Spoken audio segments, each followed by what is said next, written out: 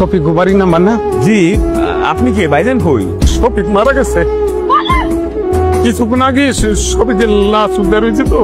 মা, ভাইজানের লাশ আনতে এখন মেলা টাকা লাগবে, তাও সেটা 2-4 দিনের মধ্যে জোগাড় করতে হবে।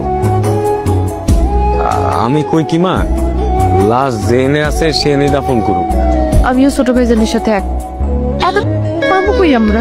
খবরদার, অনেক অনেক অন্যায় আপনার।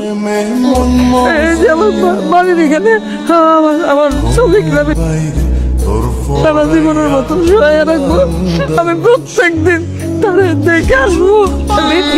বিলের জমি টুক আছে না, ওইটা বেঁচে দিব। আম্মা, আমি ওই জমি বেচতে দিব না। তো কারো জমি, কারো কোনো টাকা পয়সা আমার লাগবে না। আছে না আমার ভাগের জমি টুক আছে তো, ওটা তো আমার। ওটার মতো তোকে কার হাতে, ওইটা বেঁচে দিব। ও বাবা, একটু কইলাম আমার ছেলেরা একটু দেখবে।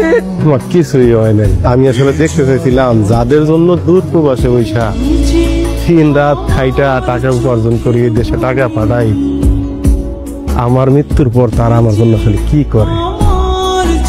বিশ্বাস করো, আমার লাশটা তোমার কাছে বোঝ হয়ে যায়। আমি স্বপ্ন কোনোদিন কল্পনা করি নাই। আমরা প্রবাসীরা না অনেক বোকা।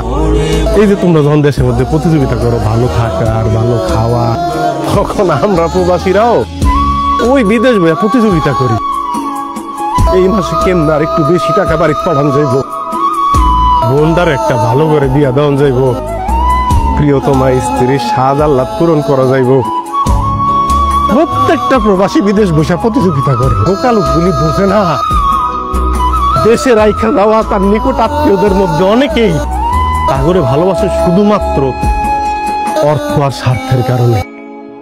অথচ এই মানুষটারে দেখো, মা আরে মারে কোনদিন জোরে একটা কথা কইতে আমি শুনি নাই। তখন তোমরা সবাই অস্বীকার করছো আমার লাশ আনবা না, তখন সিংহের মতো চিৎকার করে উঠবে আমি আমার পোলারে আনবই, প্রয়োজন আমার ভিটা বাড়ি সব বেচতে হইলো আনবো। এবং সে কিন্তু তাই করছে। এই জন্যই মনে হয় কবি বলছিল, মা কথাটি ছোট্ট অতি কিন্তু যেন ভাই মায়ের মতো মধুর নামটি ত্রিভুবনে নাই।